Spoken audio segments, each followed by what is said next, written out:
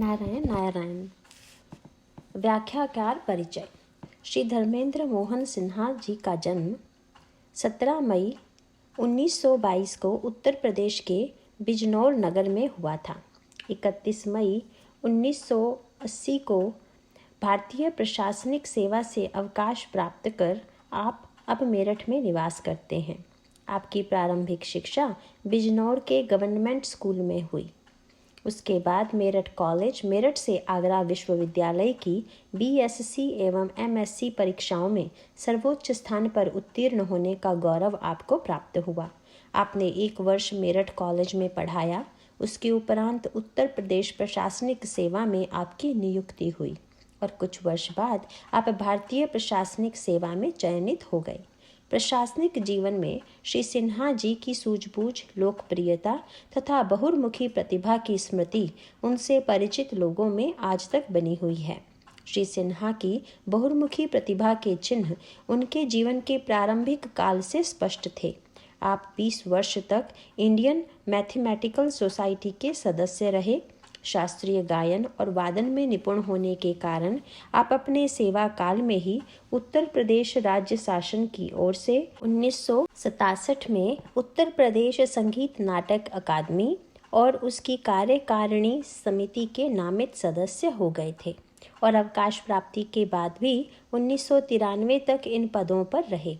अकादमी की संगठनात्मक एवं व्यवस्थात्मक योजनाओं के लिए समय समय पर कई समितियां उनकी अध्यक्षता में गठित हुईं। साथ ही 7 वर्षों तक आप आकाशवाणी लखनऊ की शास्त्रीय संगीत की ऑडिशन कमेटी के अध्यक्ष रहे। संगीत के अतिरिक्त हिंदी कविता, उर्दू शायरी और खेल कूद की विभिन्न विद्याओं में भी आपकी गहन अभिरुचि रही। इस कारण आपका व्यक्तिगत जीवन तो सरस और स्पंदनशील रहा ही, साथ ही विभिन्न जिलों में लगभग 9 वर्ष डिस्ट्रिक्ट मजिस्ट्रेट के पद पर कार्यरत रहते हुए समाज के सभी वर्गों, विशेषतया युवा जनों में आपको आश्चर्यजनक लोकप्रियता प्राप्त हुई। आपके अंतःकरण में आध्यात्मिकता का बीज बचपन से ही आपके आर्य समाजी पिताजी मुंशी जियालाल जी द्वारा बो दिया गया था। इससे संसार के मिथ्यात्व का दर्शन, सत्य पर निष्ठा तथा ईश्वर पर दृढ़ विश्वास आपके हृदय में अंकित हो गए। फलस्वरूप संसार के प्रलोभन कभी आपका पथ भ्रष्ट नहीं कर सके। इसी कारण सचिव पद पर कार्यरत रहते हुए अनियमितता के लिए एक उच्च स्तरीय दबाव की स्थिति का सामना आपने अपने सहज रूप से कहे हुए इस वाक्य से किया, ऐसा करके मैं आपका विश्वास नहीं खोना चाहूँगा। इस प्रकार श्री सिन्हा का प्रशासनिक कार्यकाल अध्यात्म की मंझी हुई स्थिति प्राप्त करने की कार्यशाला सिद्ध हुआ, क्योंकि शनै शनै आपका सेवा भाव बढ़ता गया तथा संसार से कुछ पाने की इच्छा का अभाव होता गया। श्री सिन्हा के आध्यात्मिक विकास में गहनता आई 1967 में, जब आप गांधी जी दर्शन निष्णांत महिला संत परम पूज्या माँ रेहाना तैयब जी के संपर्क में आए। तत्पश्चात कल्याण पत्रिका के सुप्रसिद्ध आदि संपादक परम पूज्य नित्य लीलालीन बाबू हनुमान प्रसाद पोद्दार तथा गीता वाटिका गोरखपुर के सुविख्यात प्रीति रसावतार संत परम पूज्य श्री राधा बाबा से आपका निकट संपर्क हुआ। इन संतों की कृपा से आपने प्रमुख आध्यात्मिक ग्रंथों, विशेषतः श्रीमद् भागवत गीता का अध्ययन किया। इन ग्रंथों में वर्णित सिद्धांतों का जीवन में अवलंबन होने पर आपने उन्हें हर परिस्थिति में सार्थक और खरा पाया। अवकाश प्राप्ति के बाद आपका निवास स्थान अपने से संबंधित परिवारों में शास्त्रों के सिद्धांतों को दैनिक जीवन में धारण करने का एक सशक्त माध्यम बन गया। कालांतर में अपने प्रियजनों द्वारा अभिव्यक्त सामाजिक परिवेश में उठने वाली दैनिक कठिनाइयों के समाधान के लिए आपने श्रीमद् भगवत जीवन विज्ञान नामक एक सरल व्याख्या लिखी। इसके अब तक 5 संस्करण प्रकाशित हो चुके हैं। श्री सिन्हा की सकारात्मक एवं उत्साहवर्धक जीवन प्रणाली हर व्यक्ति को आकर्षित करती है। इसलिए यह घिसी पिटी मान्यता कि अध्यात्म का अवलंबन वही व्यक्ति करते हैं जो और कुछ नहीं कर सकते, हारे को हरिनाम, अपने हाथों एक नवीन मोड़ पा गई है।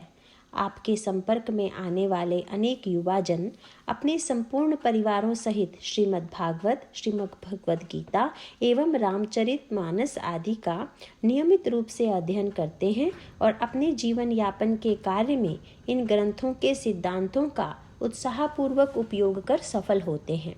साथ ही वे अपने संपर्क में आने वाले अन्य परिवारों और युवाजनों को भी प्रभावित कर उन्हें शास्त्राध्ययन, नाम जप और संकीर्तन की ओर प्रेरित करते हैं, जिससे उनकी जीवन शैली उत्कृष्ट स्तर की हो और अन्य व्यक्तियों के लिए अनुकरणीय बन सके।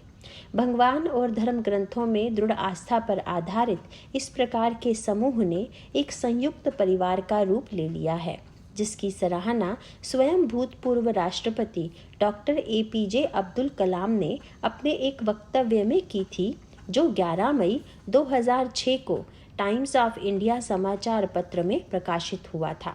तत्पश्चात इस संयुक्त पारिवारिक गृहस्थाश्रम का व्यक्तिगत अनुभव करने के लिए डॉक्टर कलाम 27 मई 2008 को मेरठ में श्री सिन्हा के निवास स्थान पर भी पधारे।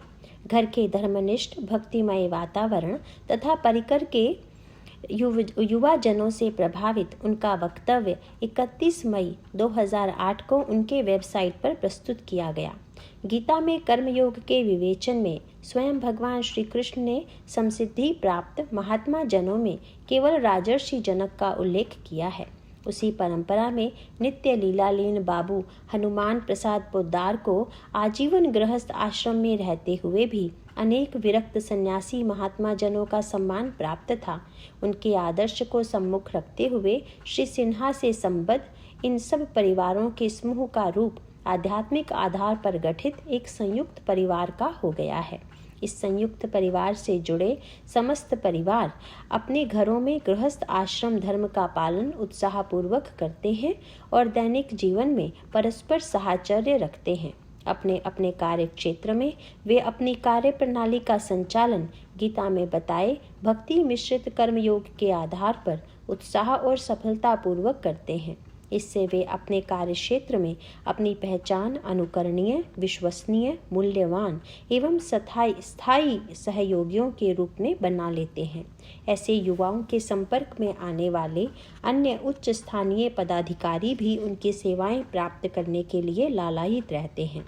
इस प्रकार वसुधैव कुटुंबकम के सिद्धांत पर आधारित संयुक्त परिवार की प्राचीन एवं भारतीय सुदृढ़ प्रणाली वर्तमान के बहुराष्ट्रीय कंपनी प्रभावित समय में भी प्रत्येक सदस्य को उसके जीवन के चरम लक्ष्य भगवत प्राप्ति की साधना में अदम्य उत्साह से अग्रसर होने में सहायक सिद्ध होती है। नारायण नारायण।